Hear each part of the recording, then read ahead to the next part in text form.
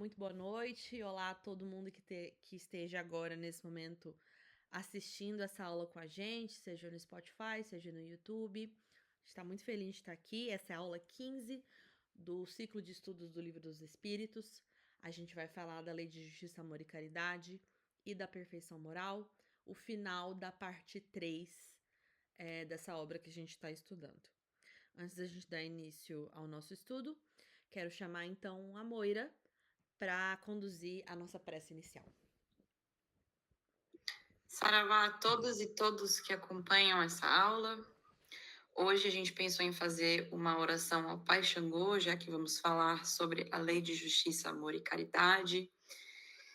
E eu gostaria então de pedir que todos descruzem os braços e as pernas, que coloquem aí o seu copo d'água ao lado para a gente poder fluidificá-lo com as boas energias que vêm da nossa espiritualidade, dos nossos guias. Vamos começar. Caô Cabecilê, meu Pai Xangô, poderoso orixá do fogo, do trovão e da justiça divina. Evoco neste dia vossa bondade e misericórdia, com seus olhos justos e benditos de Pai. Se assim for do meu merecimento, Pai, afasta de mim toda a negatividade e me ajuda a doutrinar os meus pensamentos em desequilíbrio, trazendo-os para o polo positivo e equilibrando as minhas emoções. Que eu possa estar sempre do lado da justiça e dos justos em minha caminhada, para que assim seja sempre digno e digna de vossa intercessão diante das dificuldades.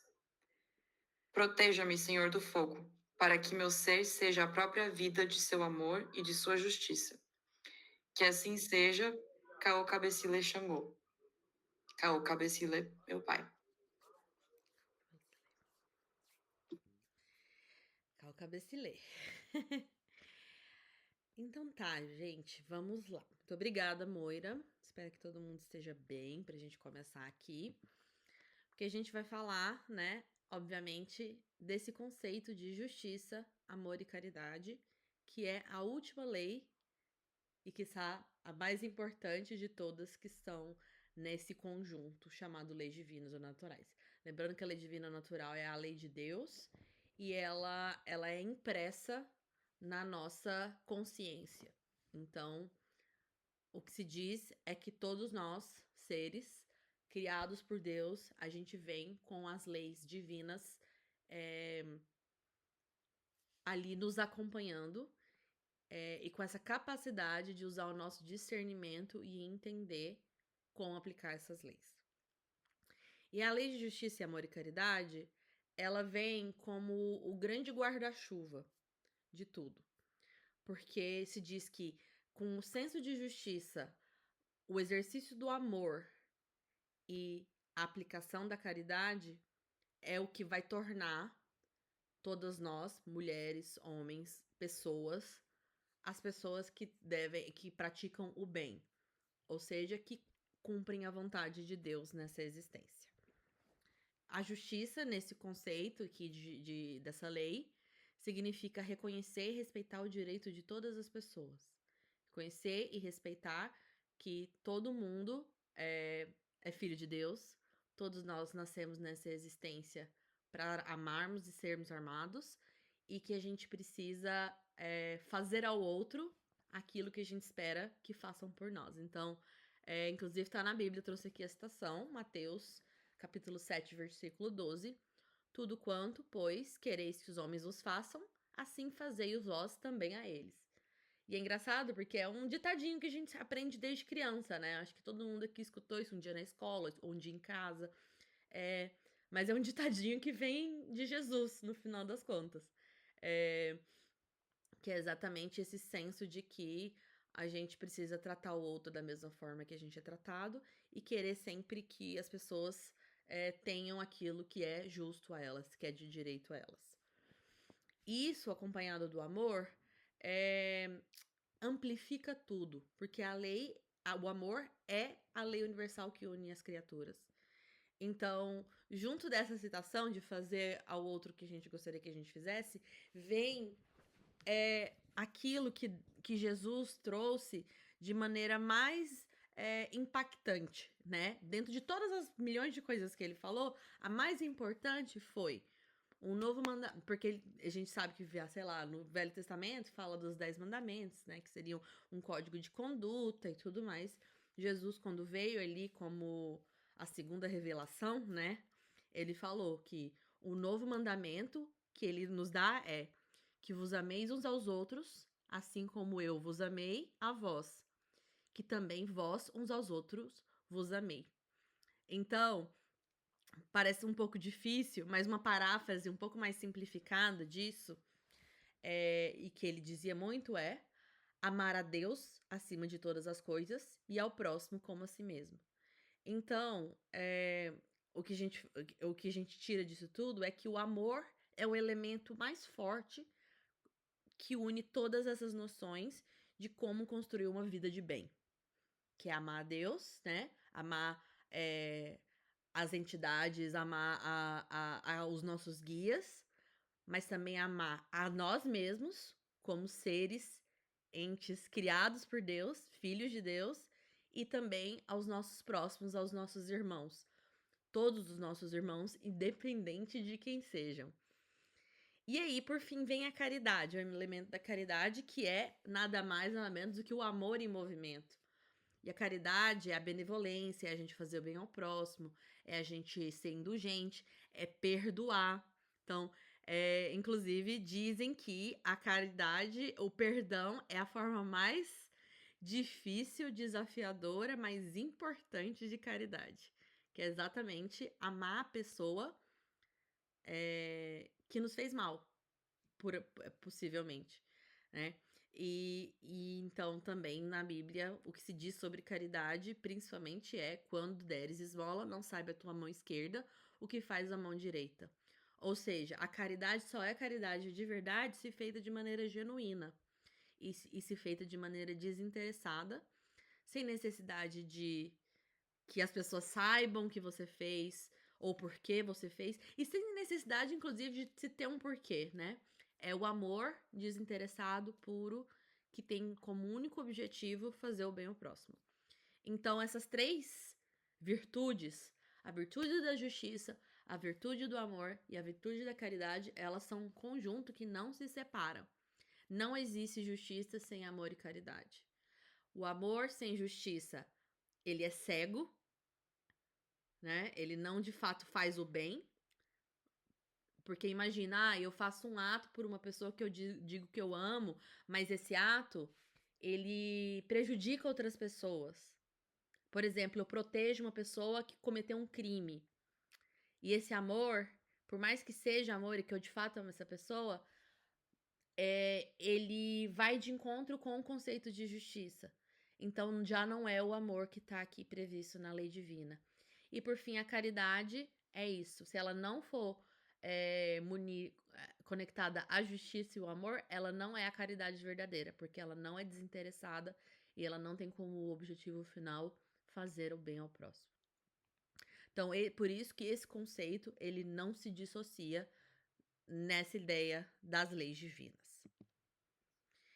E aí, falando de justiça especificamente, trouxe aqui Pai Xangô, né? Que a Moira bem trouxe na oração dela, porque é o orixá que mais representa esse conceito de justiça. Justiça no sentido de proteger o que é certo e proteger o inocente, né? É o que Pai Xangô faz. E a justiça, pra gente que quer trazer esse conceito para a vida prática, não é apenas seguir a lei humana, né? Existe o conceito humano de justiça, com sistema judiciário, leis e tudo mais, mas é também, de maneira expandida, agir conforme a lei natural, que é essa lei que eu falei lá no início, que Deus nos criou com essa lei impressa na nossa consciência.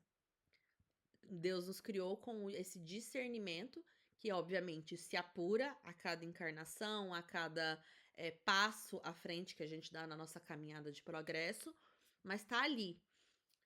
E não necessariamente a lei humana é diferente da lei natural. Muitas vezes, com o avanço da com a evolução da sociedade, evolução da humanidade, a lei humana ela vai cada vez mais se aproximando ao que é a lei natural.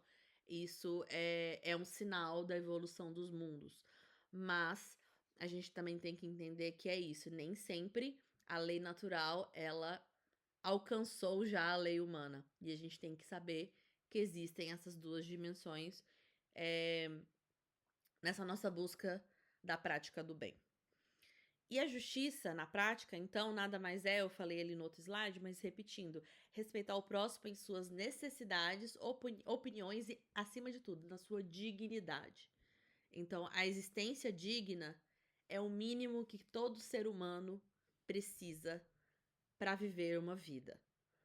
E, obviamente, que existem as desigualdades, a gente já falou bastante sobre isso nas outras aulas, mas nós, como cristãos, a gente tem que olhar para essas desigualdades e entender que também é papel nosso contribuir para que as desigualdades sejam menos desiguais, vamos falar assim. E aí entra aqui um conceito de equidade. A Lu não tá aqui, eu não sei se mais alguém aqui estudou direito como eu. Porque esse conceitinho de equidade aqui, ele é muito presente. Se alguém fez outras ciências sociais também já talvez tenha estudado isso. O conceito de equidade, ele é um pouco diferente do conceito de igualdade. A gente falou já do conceito de igualdade, que é todo mundo é igual perante Deus e tudo mais, né? O conceito de equidade significa reconhecer que as pessoas são desiguais, porque é isso, as pessoas são diferentes umas das outras, elas têm diferentes pontos de partida, diferentes vivências, diferentes oportunidades, e que é necessário olhar para essas pessoas na medida da desigualdade e ajudá-las nessa individualidade das desigualdades. É um pouco complexo, mas uma vez que a gente para e olha para como o mundo é, a gente entende. A gente entende que é isso. A gente tem que olhar assim, cuidar para tratar as pessoas de maneira igual, mas também olhar para o particular e entender que a gente precisa ajudar os desiguais de maneiras diferentes. E tudo isso, a aplicação da justiça, ela implica em empatia, né? Da gente de fato fazer esse exercício muito difícil que demanda muito da gente de se colocar no lugar do outro antes de agir, de pensar, de falar.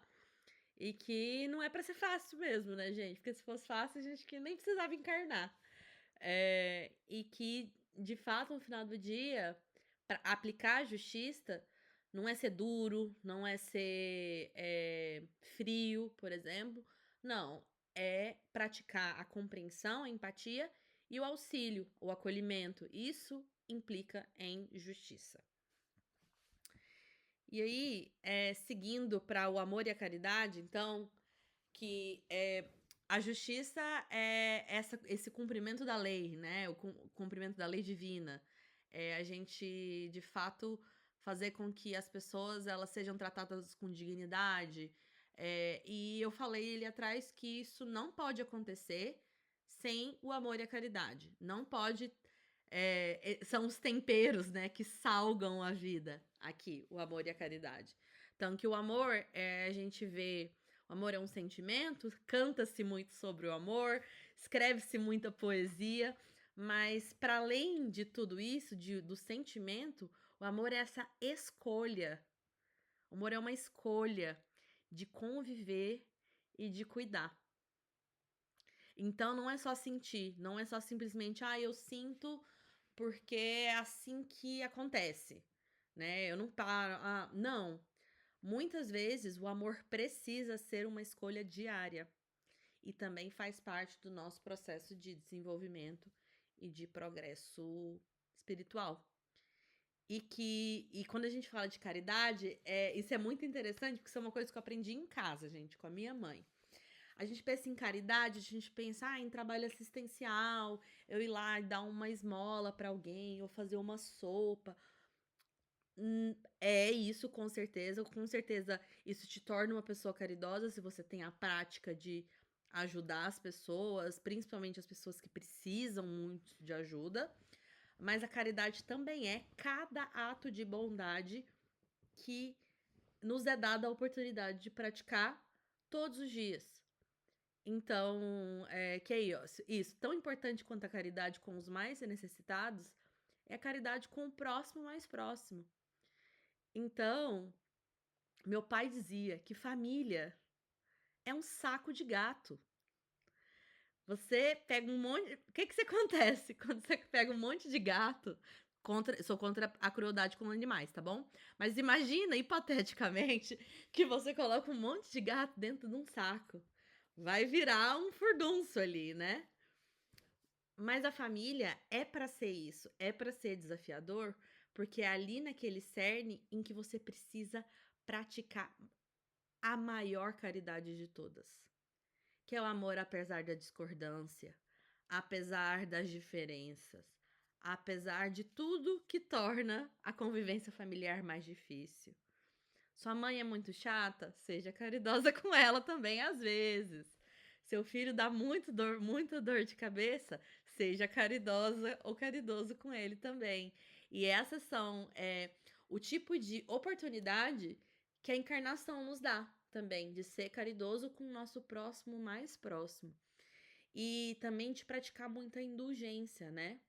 A indulgência é a gente entender o próximo como uma pessoa humana, uma pessoa que erra e que o outro erra e a gente também erra. Então que a gente também tem que entender o erro do outro como uma possibilidade que todos nós podemos ter. E ser indulgente é ser caridoso dessa forma. E aí, repetindo o que eu tinha falado do perdão, né? Aqui as formas de caridade, né? Ser indulgente e perdoar. Perdão é uma forma de caridade com o outro e com a gente mesmo.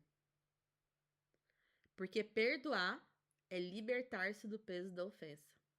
E é a caridade por excelência, gente. Porque perdoar, não sei se alguém aqui já precisou numa situação muito difícil praticar o perdão. E é uma coisa muito difícil de se fazer, se feito de maneira genuína, né? Porque carregar ressentimento é muito fácil, né? É muito natural se a gente parar para pensar. Agora, perdoar é a grande virtude. Perdoar é a grande virtude. Meu pai costuma dizer também que meu pai tem vários ditados. Ele é uma pessoa que gosta de ditados. Ele fala que ressentimento é tomar veneno querendo que o outro morra. Então, e que perdoar, então, é a gente recusar tomar esse veneno pra gente e pro outro. É ser caridoso com o outro e com a gente também. E aí, eu acho que, já que a gente tá falando de dificuldade, né? São várias dificuldades, né? Não é fácil, isso tudo aqui é muito lindo, né? A gente falando de amar ao próximo, de ser caridoso, de ser indulgente. Mas a gente tem muitos obstáculos nessa vida porque somos seres imperfeitos. A gente carrega com a gente virtudes, mas a gente também carrega vícios. E um grande obstáculo a tudo isso, principalmente a caridade, é o egoísmo. Se a gente olhar, o livro dos Espíritos fala sobre isso, o Evangelho também fala sobre que é a máxima virtude? É a caridade. E o máximo vício é o egoísmo. Porque o egoísmo, ele fecha o coração para a justiça e para o amor. E com o coração fechado para a justiça e amor, não há caridade. E o egoísmo, ele causa muitos males. Ele causa muito dano. E é em todas as esferas da nossa vida. Então, a gente com a gente mesmo, quando a gente é egoísmo, a gente gera orgulho, que é um sentimento que corrói. A gente gera solidão, porque a gente não consegue é, viver com outras pessoas, né? Ter essa conexão. A gente gera angústia, a gente gera apego, a gente tem medo de perder as nossas coisas, porque é tudo sobre o nosso. E a gente gera infelicidade. É impossível ser feliz sendo tomado pelo egoísmo. E aí, já nesse âmbito de a gente com a nossa família, a gente com as pessoas que estão ao nosso redor, quando a gente é egoísta, a gente gera conflitos, a gente gera inimizades, a gente gera intolerância, que é exatamente essa incapacidade de lidar com o outro e quando o outro é diferente da gente. a gente gera competição, que é uma forma bastante perigosa de lidar com o próximo, a gente gera inveja, e tudo isso fruto do egoísmo. E aí, quando a gente expande, né? Se uma sociedade é tomada pelo egoísmo, se uma comunidade é tomada pelo egoísmo, a gente pode falar aqui, sei lá, de um país, mas a gente também pode falar de um terreiro, uma coletividade.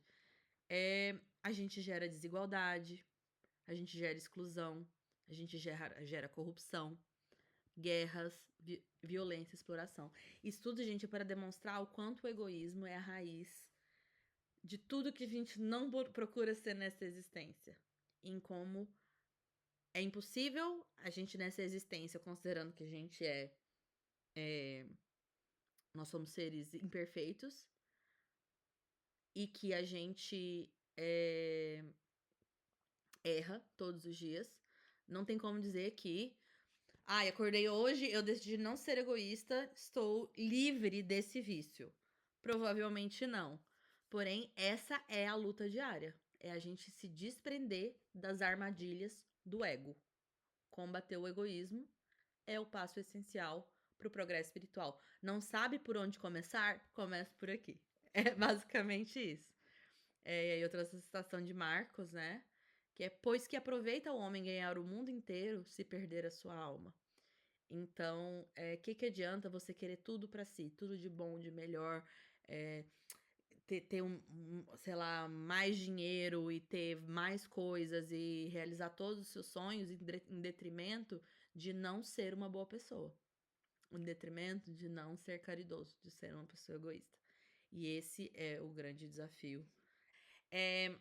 E aí, eu queria fazer esse gancho, então, para esse tema que é trazido aqui depois dessa discussão toda sobre justiça, amor e caridade, armadilhas do ego, do conceito de perfeição moral, que é esse último capítulo da parte 3. O que é a perfeição moral? É basicamente o objetivo dessa nossa caminhada não terrena, mas eterna. O objetivo pelo qual Deus criou os seres é para que eles sim atinjam a perfeição moral. Só que se a gente lembrar lá atrás, quando a gente falou de processo evolutivo, a gente entende que o processo evolutivo ele sempre está em movimento. Então, assim, muito provavelmente não vai existir um estágio fixo que não mude, que é considerado perfeição moral. Sempre dá para seguir em frente e se tornar mais próximo do que é a perfeição moral. É um caminho de aprimoramento constante, mas é para onde a gente tem que olhar em termos de saber qual é a direção que a gente precisa caminhar. E é a virtude mais elevada de todas, é a caridade praticada de forma desinteressada. Se a perfeição moral é o objetivo, o caminho é a caridade. É isso que a gente precisa entender. A perfeição moral é o objetivo, o caminho é a caridade. E o verdadeiro progresso, gente, muito importante. Isso aqui é o pulo do gato de tudo, assim, ó. Dessas 15 aulas que a gente teve até agora. O verdadeiro progresso está no domínio de si mesmo. Como é que a gente domina a si mesmo? Não existe domínio de si mesmo sem autoconhecimento. Não existe domínio de si mesmo sem reforma íntima.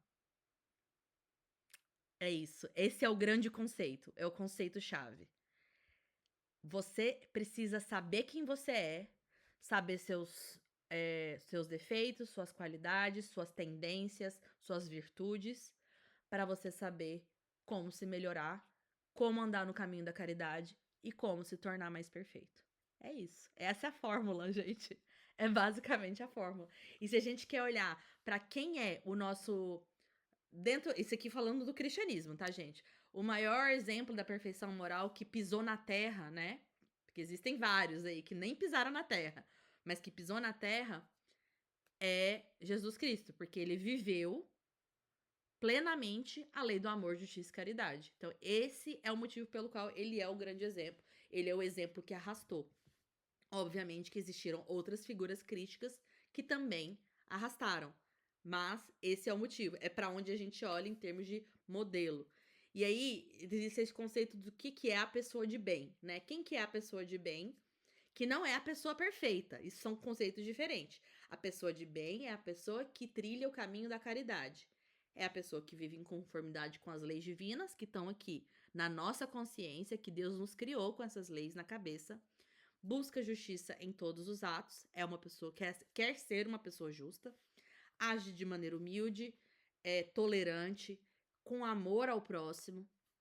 Não guarda rancor nem orgulho, porque ela é desprendida desses sentimentos. E reconhece todos como irmãos, independente de classe, crença ou origem.